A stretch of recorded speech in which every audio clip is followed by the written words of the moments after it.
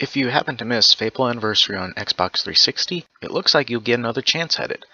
Lionhead is teasing the title for a PC release. Tease is probably the wrong word though. They're being about as subtle as a mischievous young lad running through the streets, punting chickens and making obscene gestures. So now we're going to Fable on PC by way of Steam. See, you make the way you just said it like that makes it sound like it's a bad thing. Well, honestly, it should have been done a month or so after the anniversary actual release. Yeah, the 360 anniversary release. Honestly, Steam is not a bad service. Except for the fact that I already own it on the 360, so yeah, I don't need it on Steam. No, you don't, but for other people that don't like console gaming, that are I'm probably going to catch flack for this, but are part of the PC Master Race, which I used to be a part of, and I jump back on the bandwagon from time to time. They don't like consoles. Look, so they're just going to play it on their PC. They would rather buy the games off Steam, play it on that. Yeah. That's good. I mean, don't get me wrong. I'll give you the PC Master Race just for the simple fact of, you can get better resolutions, in actual high def. One big thing is mods. Yeah. That's another thing. Community-made stuff. Yeah. Sometimes I've seen communities fix bugs in games that the developers didn't do, and they should have. Yeah. So the fact that it's going to be on Steam, I have no problems with that. Oh yeah. They might even have a little bit better, graphical resolution for it. I don't have an issue with it either. So I mean, to me, like I said, it doesn't affect me one way or another. But it's more people are now having access to it. It was all right. I wasn't terribly impressed with, the anniversary. It was really laggy and buggy for me. It was on the 360. Blast from the past for me. I just remember playing the first Fable, and now that I'm playing it again, or was playing it, I haven't really gotten too far into it, but yeah, I played on the original Xbox. Yep. And sadly, sorry to cut you off. Yeah. Sadly, it's the only Fable game that I have not beat. Somehow I beat 2 and 3. Oh yeah, 2 and 3 are kind of easy to get 2 all the way was through. A joke. Bill, how'd you beat Fable 2?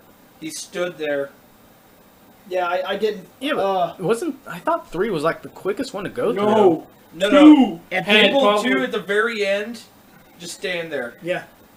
At the end of the second game, you cannot lose no matter what. If you don't kill him, they will.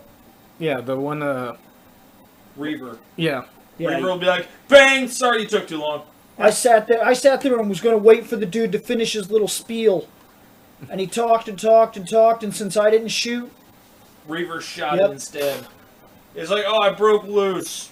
Mine was a little differently. I went up there, the guy started talking, I'm like, done talking, and I shot him.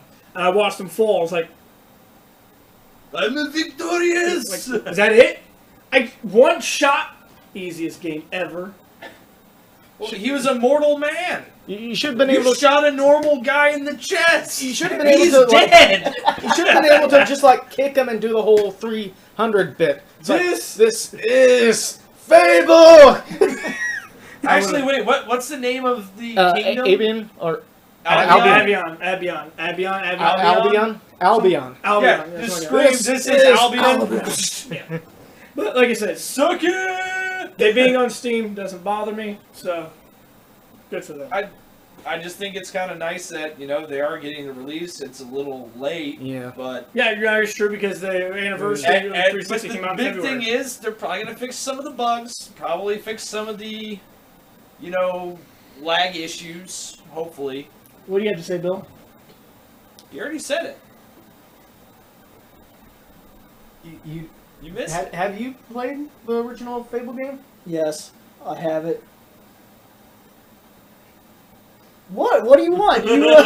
Look, I know I normally have something to say, but this is the one time Bill has nothing to. That's amazing that you actually have nothing to say. I just don't think I care. Like Nick is all about the master race. Well, no, that's just the running. Hail Nick! No, not Hail Nick. Hail computer! No, that's literally what a lot of PC gamers are like. And that's the running gag. I don't care. What is my bidding, my master? I don't think there's a difference anymore. Kill Jedi Bill. Yes, sir. That's my thing. I just don't think there's a difference anymore. You're talking like, yeah, well, we can get it on Steam. Well, I could just download it in the exact same fashion on my Xbox. There, it's digital. It's digital either way you look at it. Steam, still digital. That's what it counts as. So it's either buy a physical copy on a console, buy a physical copy on a computer, or buy a digital copy on a console, buy a digital copy on the computer. And then, like, I know there's mods and things like that, but that's not true anymore either. Yeah. Because you're like, well, I got mods for my computer. Well, we got a guy on staff who has mods for his older systems. Like, he waits until his systems hit like the 5-6 year mark, and then he mods them, and then he starts messing with the games. So, I mean, like, it's still the exact same thing because now consoles are built like computers. There's very little difference. But this isn't going to have a physical PC copy, though. No, it's not going to get a physical release. It's all digital. A lot of PC stuff is going digital only now. Okay, so now, yeah, well, that's because stores barely hold. And you're also talking about PC mods games. and things like that. Mods are becoming a more difficult nature now because of things like what the cell phone does with Final Fantasy VI. Yeah. A lot of these companies are requiring that you sign on at least once a week so they can check your copy. Well, that's just to make sure you don't have a pirated copy. But it's also to check how the copy runs. And if it believes that there's something funny about your copy, like if there's a mod and somebody had even one file that was changed just enough for them to really notice it, it can be like, this copy is illegal. That's what that's about. It's quality control of the product that they should no longer have quality control over. They're just finding an easier way to grab you by the testicles. Yep. Nowadays, when you buy a game, like my Final Fantasy VI, now they have me right by the horns because they're like, this is still our game. We're just letting you play it. It's no different than if you came over to my house and you were like, dude, let me borrow Conception 2. And I'm like, that's fine. But every week I'm going to come over to your house, take the game from you while you're starting it up, open it, check the files, make sure that's my version. Make sure you didn't. Yeah, that is my game. Make sure it's not damaged. Not a pirated looks to be edition. In good shape. Or then I put it in and hit start for you and hand you the game. And like, you could play it. I'll be back next week. And I'm going to check on my game again. And it better be exactly like it is right now. It better still be in the same condition, or I'm going to take it away from you. Now, what are you going to do if I never turn that game off? It's still booted up. I've never turned it off once. Then every week I'm just going to come in and pause your game and look at it. You can look at it. But see, that's what I mean. It's just, that's all it is. It's just that people refuse to look at it that way because the slight inconvenience of turning the game on and having it be like connecting, checking copy, authorization, authorization correct or verified, and then it just lets you play. So you never even think about it. It's just like, it's no different than when we turned the PlayStation on, you see in the loading screen, you knew you had to wait a minute, and then you could play. But now, there is a difference because if anything is altered, if something is changed, if you messed with something, game is no longer your property, they take it away from you. And I've also seen where these companies, they provide the game for a while, and then you need space on your computer, so you get rid of it, thinking you'll get it like a little later, and you play some other games, and before you know it, it's been like 7-8 months, and you're like, you know what, I've really got an anchor in, like, I must play this game again. And you try to go back, and unlike the Nintendo thing that I can take right off the rack right now and play, you go back to your game, and they're like, yeah, we don't have that anymore. And I'm like, yeah, but I bought it from you for like $60. How do I get it again? And they're like, you don't. Yeah. We don't provide it anymore. And since it was our game and you were just borrowing it, you should have never gave it back. And that's what Bill's got to say on the subject. So there, you wanted me to cop a speech? There you go. Now you can argue with my details. Yeah, I don't argue. I don't argue valid points. Valid points. Kind of like when Bill I never said that, the whole process was perfect. No. I'm just saying that's what a lot of people go with. No, I realize that. I realize that computer gaming is I feel like it had a drop-off during, like, the PlayStation 2 into the PlayStation 3 era, but somewhere in the PlayStation 3 eras, this is not a fanboy quote, it's just my eras. I like Xbox and Nintendo and computers, okay? As you go, once we hit, like, the PlayStation 3 and Xbox 360, once that war started and they started going up, the computer kind of started gaining that speed again and picked that momentum back up, and I think they've been growing steadily ever since, and I think that things like this Steam are a part of it, because Shane mentioned it can be tough now to locate certain computer games. And some games take an awful lot of space, or they're just a problem to deal with, like, remember Diablo 2? Mm-hmm. There were 4 discs. An install, a complete install, a game, and a cinema disc. And if you didn't use the complete install, you had to put it in the cinema playing, disc. And you'd get to the end of a chapter, and it would be like, stop! Insert cinema disc. And I'm like, and you open it, and you put that in, and you close it, and you do the thing, you tell it you did that, then it loads.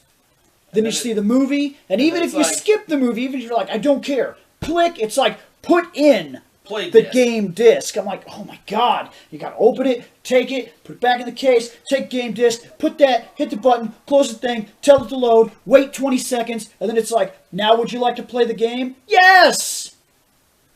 Stop interrupting me! And now the way that I get around that, especially with older games, is I got this site called Good Old Games, or GOG.com. They have old shit like a lot of the old Deus Exes and the Fallouts and that. I've actually gotten Fallout 1, Fallout 2, Fallout Tactics, and let's see, what was the other fun game that we all used to sit around and play all the time? Oh yeah, right. Nick's favoriteest game, Postal 2. I love that all game. of that from them.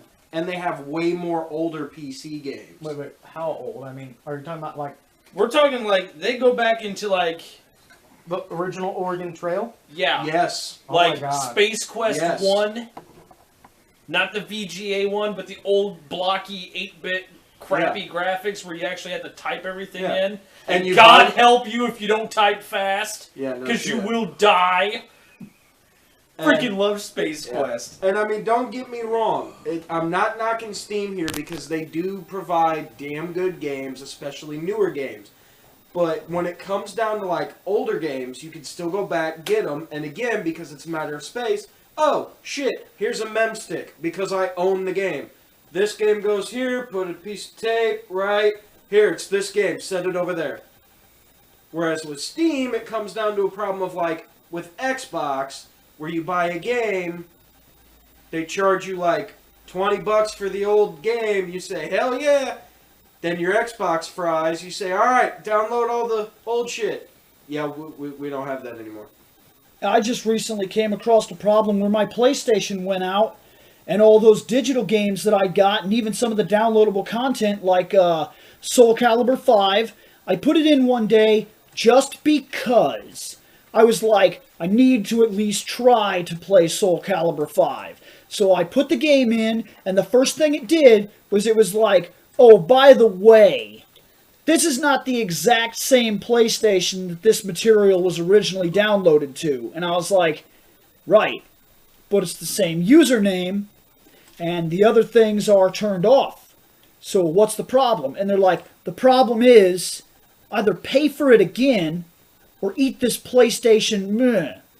And I was like, well, I guess I'm eating the meh. And I had to restart the whole game and start from scratch again. And there's nothing I could do about it. Nothing. I transferred the save files. I fixed the usernames and everything. It doesn't matter. Because I'd originally downloaded the content on another unit. The save file recognizes in the save that these items were not downloaded for this system. So the save file acts against my downloaded content. And what I had to do was delete my save file and re-download the content on a new save file, so I have to start all over again if I want to play. That sucks. That's ignorant, and that's what this digital crap is causing.